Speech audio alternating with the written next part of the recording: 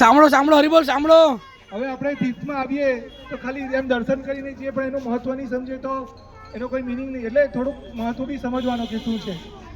એમણે હિન્દીમાં સમજાવ્યું, મેં તમને ગુજરાતીમાં સમજાવું કે આ જે ચંદ્ર સરોવર છે, ભગવાને જ્યારે રાસલીલા કરેલી તો અહીંયા એક મહારાસ કરેલો રાત્રિએ, તો ચંદ્રદેવ અહીંયા આવીને છુપાઈ ગયેલા, એટલે બી આને ચંદ્ર સરોવરો કહેવાય. ચંદ્રદેવ અહીંયા છુપાઈ ગયેલા અને ભગવાને બ્રહ્માજીની રાત્રિમાં કરેલું. મીન્સ આપણા 6 મહિના દેવતાઓનો એક દિવસ થાય.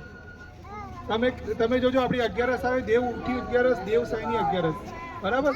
આપણા 6 મહિના એ લોકોના 6 આપણે એ લોકો એક દિવસ, આપણા 6 મહિના એ લોકોની એક રાત્રિ. તો આ તો બ્રહ્માજીની રાત્રિમાં ભગવાને અહીંયા સમયને અટકાવી દીધેલો અને અહીંયા એ કરેલું, રાસલીલા કરેલી. એટલે બહુ ઇમ્પોર્ટન્સ છે એ રીતે. બીજું જે છે કે સુરદાસજીનો જન્મ થયો ને તો ભગવાનની હવે લીલા કહો કે કંઈ પણ કહો, જન્મથી જ પ્રજ્ઞાચક્ષુ એટલે કે અંધ હતા સુરદાસજી, બરાબર. પણ સુરદાસજી અંધ હતા પણ અંદરથી તો ભગવાનનો એમને સ્મરણ હતું. તો એમના ગુરુ જે વલ્લભાચાર્ય છે પૃષ્ટિ સંપ્રદાય, એમને મળ્યા પહેલા સુરદાસજી અહીંયા આવી ગયેલા અને ભગવાન વિશે અલગ અલગ પદ રચતા હતા. પણ એ પદમાં કેવા ભાવના હતી? દુઃખની ભાવના હતી. એટલે કે ભગવાન, હું તમારાથી અહીંયા વિખોટો પડી ગયો છું, અહીંયા મને તમારો વિરહ થાય છે, એવા બધા દુઃખવાળા પદ હતા. પછી વલ્લભાચાર્યને મળ્યા, તેમણે એને આદેશ આપ્યો કે ભગવાનની લીલાઓના પદ રચ, જેમાં આનંદ છે. તો સુરદાસજીએ છે ને હજારો વ્રજ ભાષામાં, વલ્લભાચાર્યની બધી જે કમ્પોઝિશન છે એ બધી સંસ્કૃત ભાષામાં છે. જે રીતે આપણા ઇસ્કોનમાં બી પ્રભુપાદે સંસ્કૃતના ચોપડા લખ્યા છે, ચૈતન્ય મહાપ્રભુએ 8 શ્લોક સંસ્કૃતમાં લખ્યા છે. એટલે વિદ્વાનો સંસ્કૃત સમજે. પણ ભક્તિનો ઠાકોરે બંગાળીમાં બધા બહુ ભજનની રચના કરેલી, ભક્તિનો ઠાકોર, એટલે લોકો સમજી શકે ઇઝીલી લોક ભાષામાં.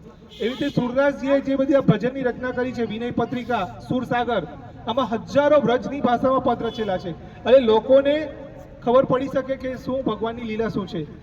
તો સુરદાસજીનો થોડોક જીવન પરિચય આપ્યો. મેં કીધું કે જન્મથી અંધ હતા, તો પણ એમને છે ને વ્રજમાં આવવાની બહુ તમન્ના હતી, પણ એના પિતા એને આવવા નહીં દેતા હતા.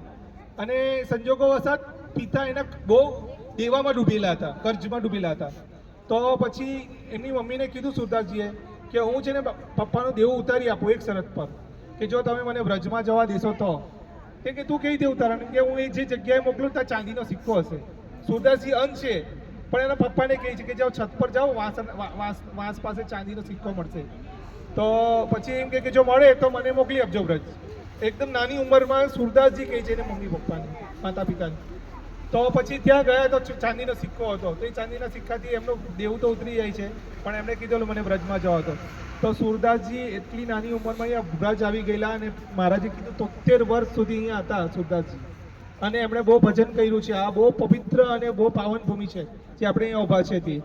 આપણે અહીંયા ખાલી, મેં અહીંયા વૃંદાવનમાં રહ્યો છું, તમે અહીંયા ખાલી એક ઉનાળો કાઢો અહીંયા, તો તમને એસી ને કુલર નહીં યાદ આવે. એ લોકો તો એ જમાનામાં રહેલા ને અહીંયા કેટલી તપસ્યા કરી છે, તમે વિચારો, આટલા વર્ષો. અને સુરદાસજીએ વિનય પત્રિકા અને બહુ બધા પદની રચના કરી છે. મને આપણે ત્યાં જશું તો 2-4 પદ ગાશું સુરદાસજીના. તમે પેલો બહુ ફેમસ ભજન સાંભળ્યું હશે, મૈયા મોરી મેં નહીં માખણ ખાયો, બરાબર. આ સુરદાસજીનું પદ છે.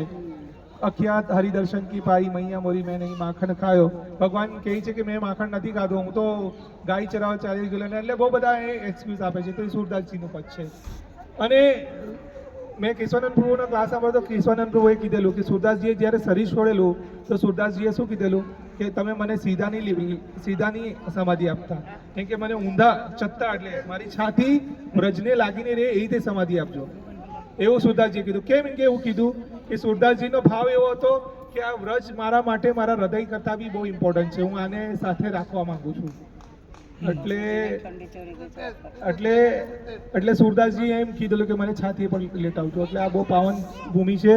અહીંયા જનરલી ફર્સ્ટ ટાઈમ હું આવ્યો છું. પણ મેં પ્રભુજીને મુખે સાંભળ્યું અહીંયાનું મહાત્મા, એટલે પછી મને મારાથી રેવાયું નહીં. મેં પ્રભુને કીધું કે આપણે ચકડાવાલા છે તો ચંદ્ર સરોવર તો લેવાનું જ છે, એટલે આપણે અહીંયા આવેલા છે. આપણે પેલી બાજુની જરા દર્શન કરવા જઈશું સુરદાસજી સમાધિ ત્યાં, અને દર્શન કરશું.